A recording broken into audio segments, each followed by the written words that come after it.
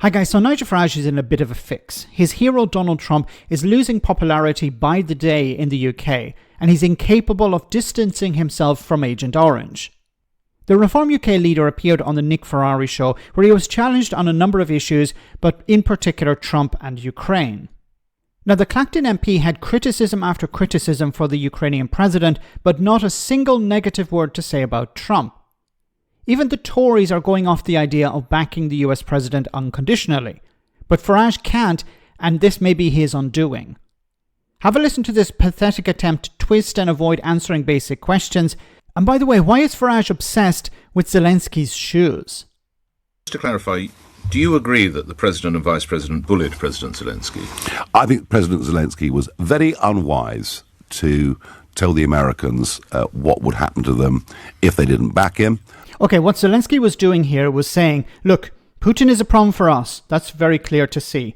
Putin is also a problem for Europe, but he's also a problem for the United States. You believe an ocean will protect you, but it will not. He will create problems for you. And ironically or unironically, the United States Defense Secretary this week has decided to instruct Cyber Command, which is responsible for protecting the United States and its interests from cyber attacks, has instructed it to exclude Russia from any protection, from any investigation. Think about that for a moment. Zelensky told President Trump, Russia is a problem also for you. And this week, the Defense Secretary has instructed the Department of Defense to exclude Russia when it comes to cyber attacks. That's insane.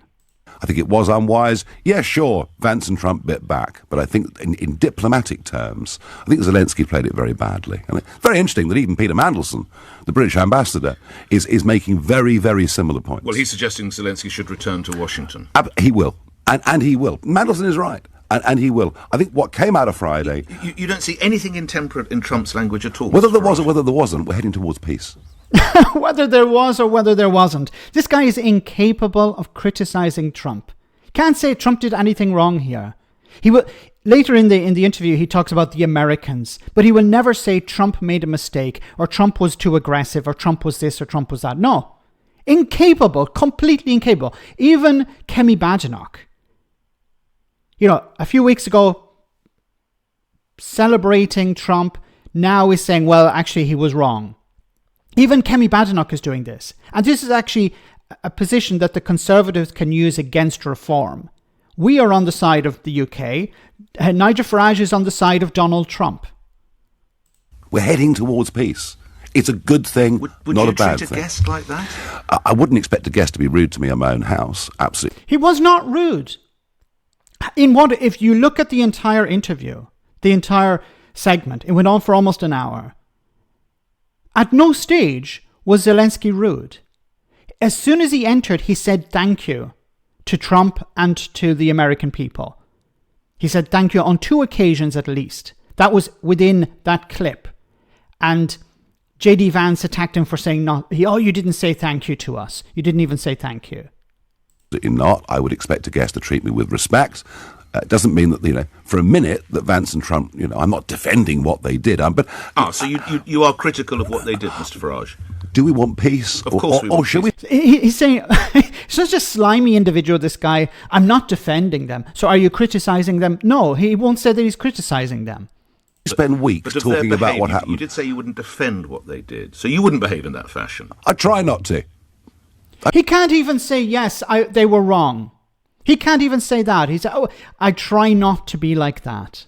What a pathetic individual this guy is. So up Trump's backside that he's incapable of actually taking a reasonable position on anything. I try not to. So you might. Nick, this is irrelevant. This is where we all go wrong.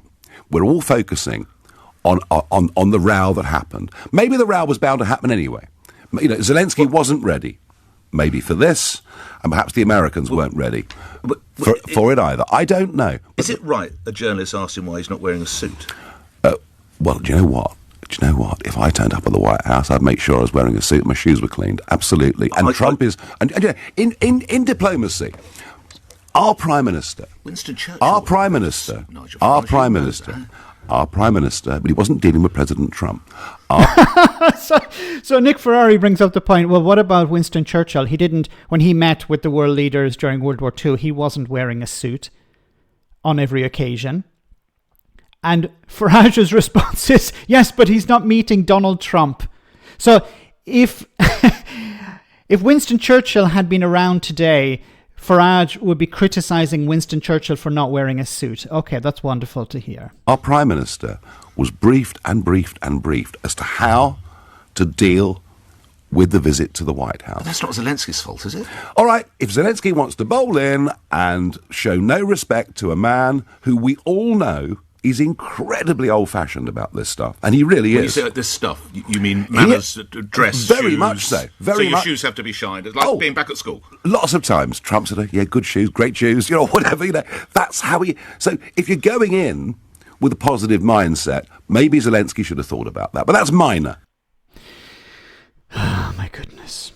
I presume Nigel Farage is going to criticise, I don't know, the Saudi king for not wearing a suit. I presume he's going to criticise Modi for not wearing a suit. Is the suit the issue here? Of course not. Farage is on the side of Trump. And Trump is not on the side of Zelensky. So, of course, Nigel Farage is not on the side of Zelensky. There's nothing Zelensky could have done, and Trump could have done either, that would warrant any sort of criticism for the US president from Nigel Farage. He's pathetic. Now, as I said at the beginning, there's a risk here for Nigel Farage because the public in the UK hate Trump. Support for Trump has declined dramatically over the last few weeks, and I don't see it improving anytime soon. And whose side is Nigel Farage on? He's on, of course, Trump's side. And he can't criticize Trump because that would be a massive U-turn. It would be like U-turning on Brexit. He's not going to do that. He has hitched his wagon so much to Trump and to Elon Musk that he's incapable of undoing that now. And the public are looking at this, and the public are saying, well, why is Nigel Farage choosing the side of the bully? Zelensky is fighting a war at the moment. Trump and Vance have treated him like crap. Why should we be on Trump's side?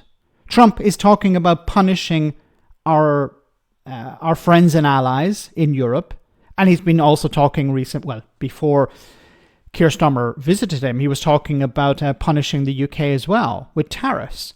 So whose side is Trump on? Is he on our side? No, he's not. He's on his own side. So why should British politicians be on the side of Trump over, for example, Keir Starmer? Like even Kemi Badenoch said the Prime Minister did the right thing.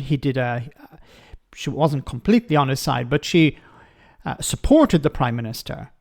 Members of the Conservative Party congratulated Keir Starmer. Nigel Farage, we heard nothing from him following the meeting. And then when it comes to Zelensky, of course, he's more critical of Zelensky and his shoes than he'll ever be of Donald Trump. Let me know in the comment section, guys, what you think. As always, your comments are greatly appreciated. Thanks a lot.